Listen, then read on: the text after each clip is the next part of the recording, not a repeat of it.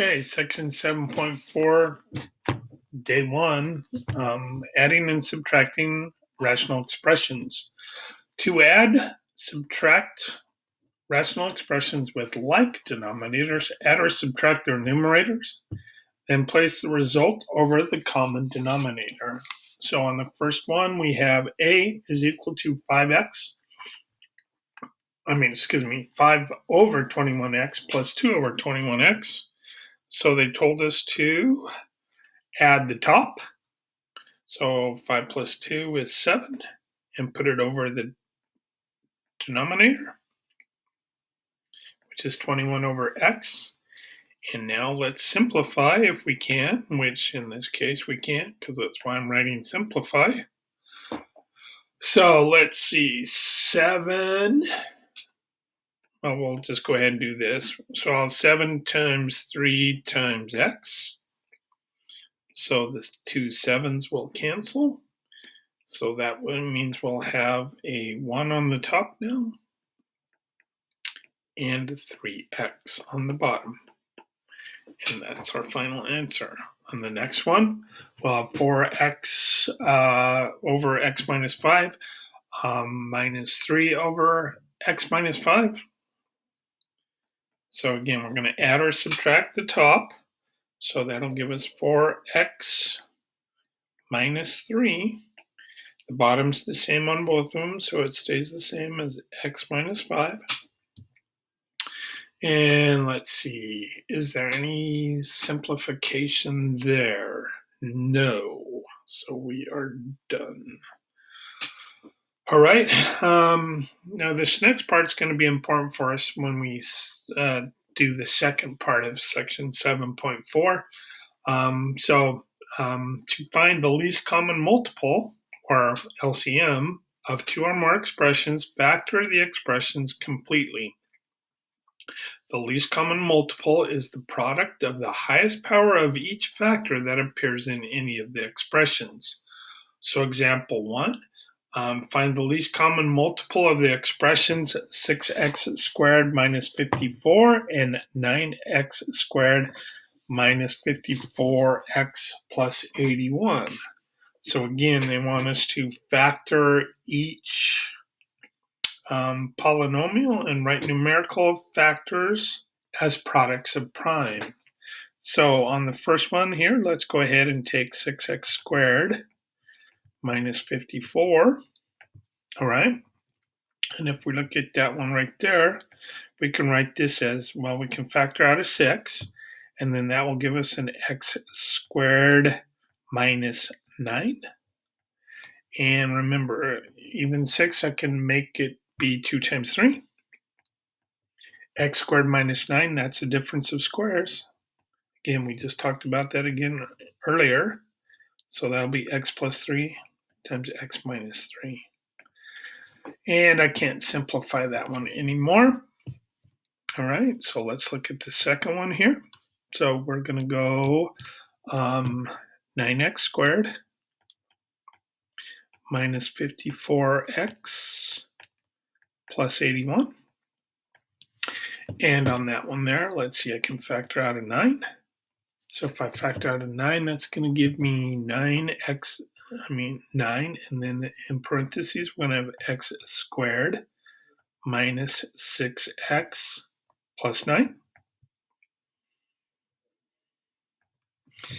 And let's kind of do the same thing here, where we'll have 9 is 3 times 3.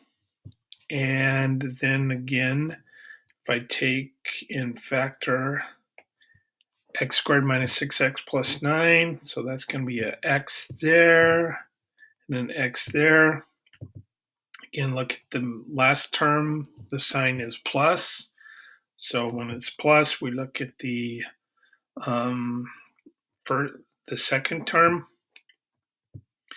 and that one is a minus. So that tells us that both of these have to be negative. And what are factors of 9 that add up to 6? Well, 3 and 3. All right. So now let's go ahead and bring stuff together if we can, and with the power. So 3 times 3 is 3 squared. And then I'll have x minus 3. And again, that one, I can also square that one also. All right? So now it says the least common multiple is the product of the higher powers of each factor that appears in either polynomial. So we're going to say that our least common multiple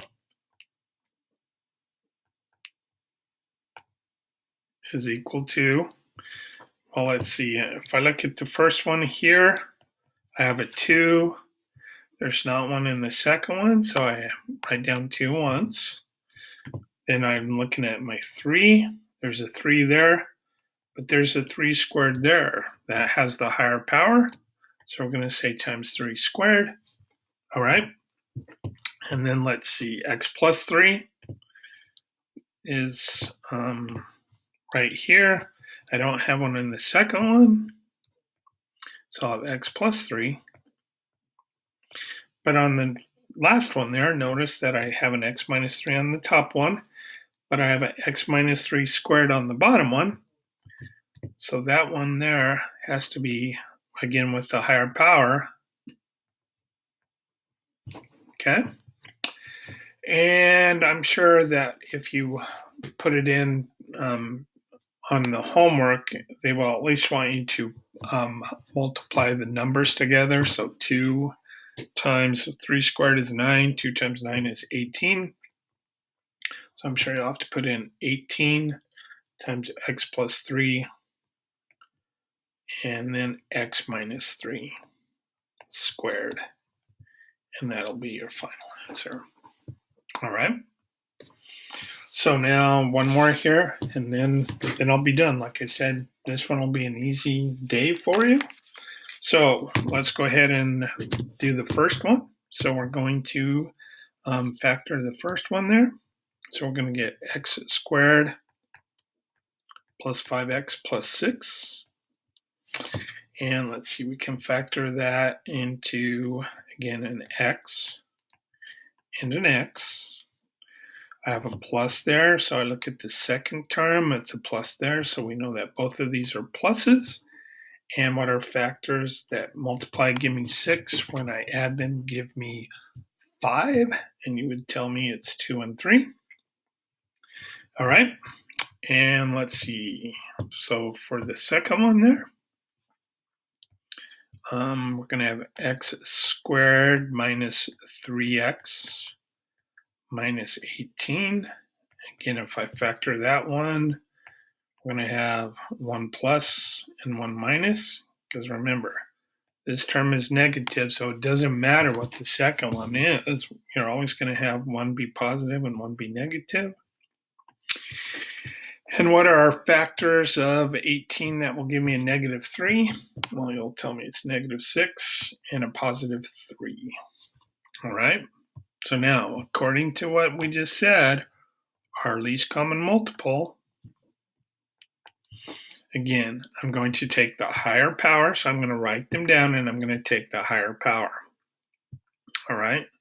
So on the first one here, I have an x plus 2. Well, there's not one on the second one, so I have to write it down.